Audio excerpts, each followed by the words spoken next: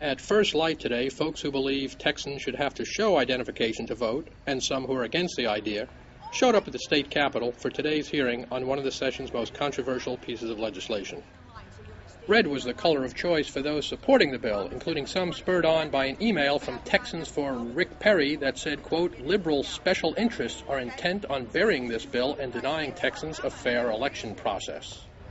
We think it's very important that the voter ID law pass, and that people who are used to showing an ID at Blockbusters don't mind showing one for voting. I think that there is a record of fraudulent voting in this state that numbers above 40,000. The outcome of any significant elections in Texas have been impacted by people voting illegally? Absolutely. Statewide elections, local elections, what do you think?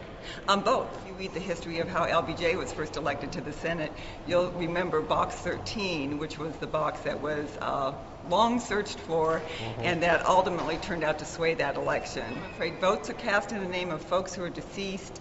There's been a lot of wrongdoing, and in order to be fair to every Texan who's legally voting, we need to make sure that their votes are not diluted by votes that are cast illegally or for people who are deceased. I'm here speaking in opposition to the voter ID bill because our Constitution guarantees that the right to vote, and anything that impedes that way is unconstitutional.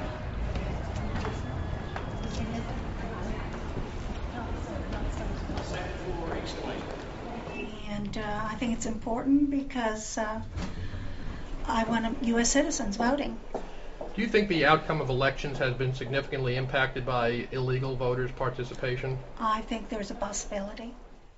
And because of that possibility, it could be a long day in the Senate chamber as the Senate, meeting as a committee of the whole, debates the controversial bill. Ken Herman for the Austin American-Statesman at the state capitol.